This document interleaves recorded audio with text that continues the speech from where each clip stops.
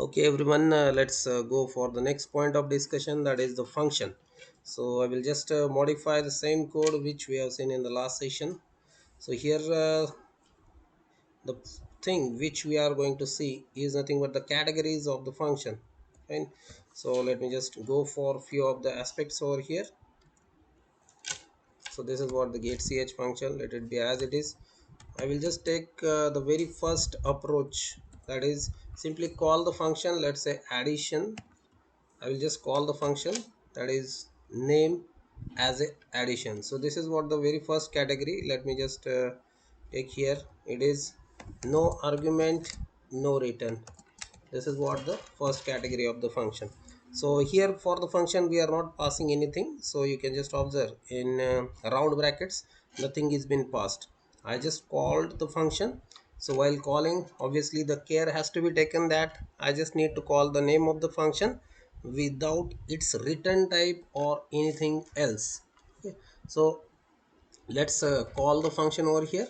Now here the function call is mentioned, as we discussed that function will have three parts. So first part is the calling, second part is nothing but the declaration.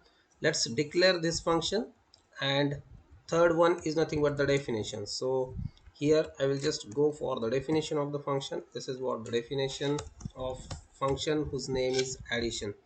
So let me just go for few of the aspect over here, like x is 11, y is 22, and this is what the, let's say, the third variable z.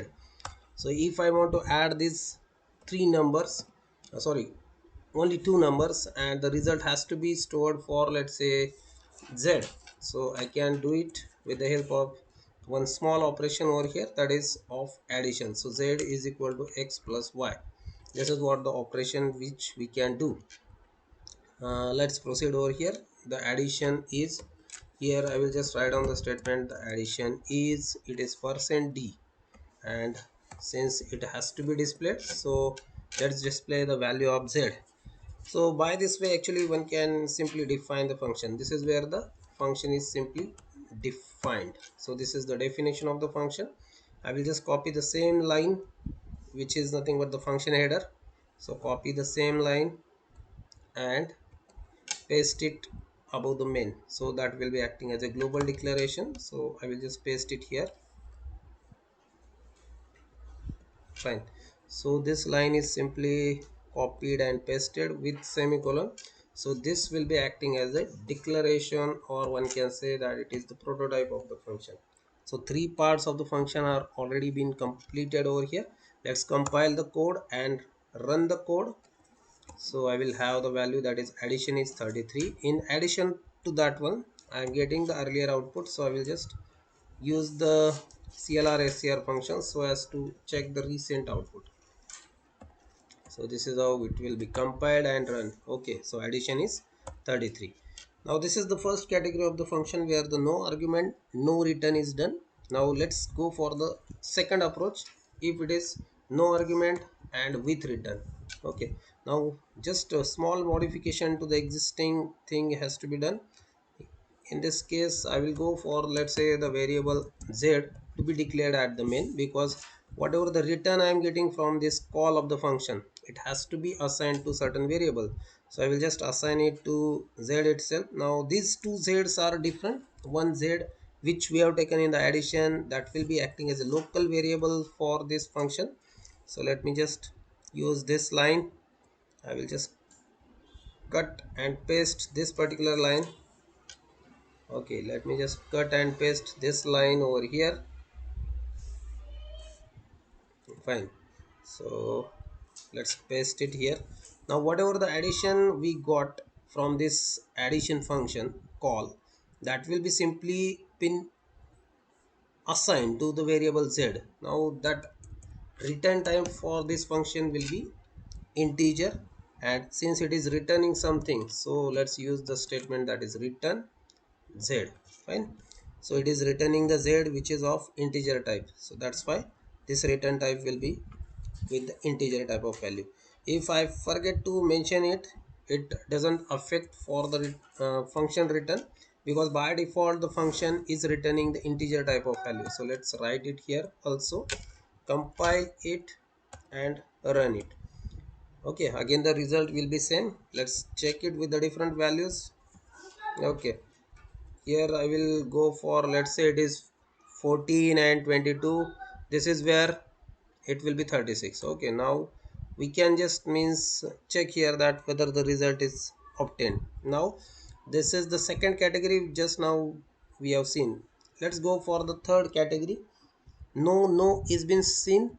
Let me just summarize here. No, this is what the first category. Then we have seen no argument with return. Let's go for the with argument with return. Okay, with category. Fine. So this is what the with argument with return. So here, since it is with argument with return, let me just go for the declaring few variables over here, like int a equal to 22, b equal to, let's say, 33, and here we are just passing these values to the function, that is addition. Let's pass a and b to the addition. This will be nothing but the call of the addition, where the two variables are being passed. So a and b will be acting as an actual parameter, and here the same variables will be treated as a x and y. Okay, so these x y will be nothing but the formal parameters. So once these are the parameters which we define, let me just avoid this statement.